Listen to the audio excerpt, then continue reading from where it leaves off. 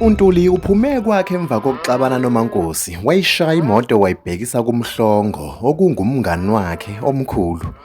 Ubaba kaBhadabhada nokuthe nokubambezeleka njengoba ebehamba ibingelelwa yonke indlela le nabantu bebabazi ihlazo likankosikazi wakhe. Nangu lana kwaMhlongo. UMhlongo ungulolu hlobo olondlekile ngomzimba, mude, uhalakasha, ushona ngelunda uqobo. Kuzoba izitho ungafunga ukuthi ezendlovu. Bajabulelane bebingelelana. Sanibonene kuhle uma sisaphila. uNtuli azabuze nokuthi uyephi uMandlela ubona kuthulekile lana ebaleni. Usaphumile nkosikazi wami. Welapha yakumnakwabo. Uthelekile kukhona engikufunayo lapha ya esibayeni wena Ntuli. Kodwa-ke nami phela kade ngagcina kuthelekile kusamele ngiyena ngakuwe. Inkinga ungukhanda lemtshelo kwakhe. Ehlalisa phansi uNtuli lana egcekeni uMhlongo. Hayi njomane, umfazi umedelela engokhanda lemtshelo kwakhe. Iyodwa indlela yokumqondisa. Mshaye. Uyadelela kashawe, uyadelela kakondiswe. Anikini ikhanda uMhlongo ayizibe leyo.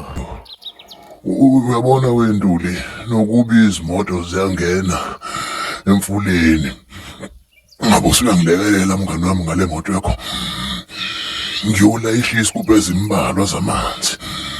Ubukhulu bomzimba bukaMhlongo abumvumela ukuthi akhulumaze aliqede igama engahifuzelelanga phezulu. Iyona impilo yakhe nasekukhuleni kwakhe kwakunje. Wenjumane ngisho bekuthiwa uyangena impela emfuleni imoto ubungeke ukubone lokho. Into ethi imfula nje nesiziba hayi. Cha. Mina ngisondile nje kukho. Kusukela emncaneni bami njomane. Owami omkhulu wangena ezibeni kwaba kumgcina wethu. Kuze kube namhlanje akukaze kwatholwa ngisho ithambo noma umzimba nje sisijabulise sesingcwabele ngokwethu lutho. Lala uphumule khehla lami mkhulu wami. Ize sikhala ngethambo lakho esingakaze salifumana. Sikhala ngomzimba wakho esingakaze sawungwa. Ebonakala ukuthi sayisilonda lento uNtuli kuye. Udaba olwaziwayo lana esigodini likamkhulu kaNtuli owangena eyogeza ezibeni wangaphinde waphuma. Wayehamba nayo uNtuli esangivana yize kusebuhlungu namanje. Mhlongo, engifuna ungisize ngakho lana wena njomane. Ukuthi ungiphelezele. Ngiyohlole sangomeni. Ngifuna ukwazi ngaleya nsambatheka eyenzeka lapha lemagcekeni akuNtuli. Khona namhlanje ngifuna ukuthola umnyombo walento phela ihlazo leli. uNtuli aze yashaya phansi nangonyawo. Ulaza ngomabula. Ulaza ngomabula. Lana kusemfuleni. Nesiziba sicwebile kungathi akukaze kwenzeke lutho kuso njengoba kusondela abesifazana ababili. Isithembu sikaMhlongo uthelekile noMandlela beza kuwo lo mfula belu osugwinye uMaNkosi. uMandlela ngesandla uphethe umchilo njengoba ebethunywe ngumyeni wakhe uMhlongo kuthelekile ukuthi azolanda impongo ukuze izokhwela yandisa imfuyo nakwaMandlela. Ngangqondoni useyomana eyilandeleni uMhlongo leyo mpungu. Ngingadlala ubaba kaBhadabhada phela mina ngaso sonke isikhathi wena Mandlela mangabe niboleka impungu naleya ndoda esayiganayo anibe nisayibuyisa impongo yami. So sekumele kube yimi-ke lo oweqa umfula namathafa. Ngishona le kwakho Ntombi sengiyolanda le mpongo. Cha angivumi ngiyenqaba usiyomtshela naye uMhlongo singingqabile eyami impongo. Abe uthelekile ebonakala ukuthi yamcasula kwale nkulumo kwazisa uMhlongo akasathembuzi na kahle njengoba esehlala kakhulu kwaMandlela. Bese sola mina-ke njalo uthelekile mina kwethu ngokuthi indoda ihlala kakhudlwana ngakimi ekubeni wena uvele nje ukhuluma isinombe kanjani ngoMhlongo. Wewe ntombi kaNdlela. Lalela-ke anginaso-ke mina isikhathi sokuncingana nendoda. Kuphela nje uma kuphele inyanga kusuke kufanelezeke ngakumina azothenga ukudla bese buyela kuwena futhi ngoba uthi diki indawo wentombi. Uma enqaba futhi kwakuthenga lokho kudla lokho ngesikhuze ekhanda isagila mina ngidlala weMandlela. Mshaye Uthelekile linganisa ukusikhuza ekhanda esagila kulo leli ikhanda eliseduze kwakhe likaMandlela oseze wagoqongane vika. Esinye sesizathu esenza umhlongo wangabe sabamningi ngapha kuthelekile. Uma ephakamelwa umoya umhlongo nothelekile akazehlisi uphakama adlula indoda kube nguye odonsa isikhwili kuqala avala umnyango ethi mazibulala. empini kuyafiwa Hayi bhedelwa lena yakugubhela ukhabazela. Umkhizi uqobo. Yize ngakuzonda uziyongena egodini lokufa uma ungasumbize ngomamkhize.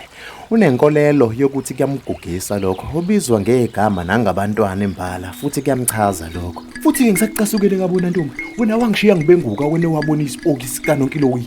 Ngavutha egcekeni likaMankosi. Ngavutha oMankosi lo owaphuma ngophunyela ngamanzi. Mhlawumbe uvela kodwa ke phela wena Mandlela ufuna khona lokho ukuthi ngingqonqe ngiphenduke umlotha ukuthi uzosala kuhle endodeni. Angeyindawo Mandlela. Nginqothophi yomfazi mina yabona makathi angithini lapha ngaphesheya kwesigodi. Angeyindawo. Ayizibe leyo uMandlela ulijwayela uchuku likathelekile. Wasebenza ke kodwa nokho uMankosi akwazi ukukuhlenga nje.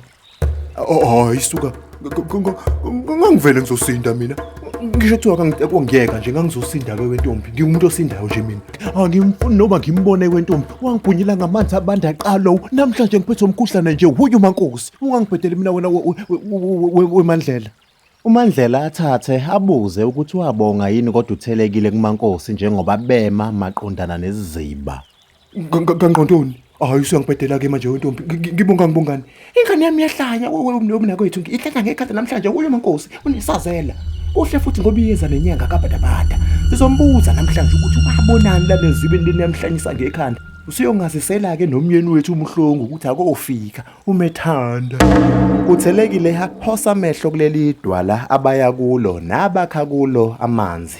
Aqaphela isigubhu sikaMankosi. uMandlela azitshela ukuthi kungenzeka usahambise esinye endlini ngoba nakho abamboni. Hayi lutho wentombi. uMankosi uyiqhula zombili kanye. Unamahla ngabula mfazi wona. La nezibeni sekumemfuka umzimba womuntu. NgokaMankosi uyantanta uthule du. Ifue limnyama lisikubezele lendawo inamabadi lendawo inamashwa lendawo kuyafiwa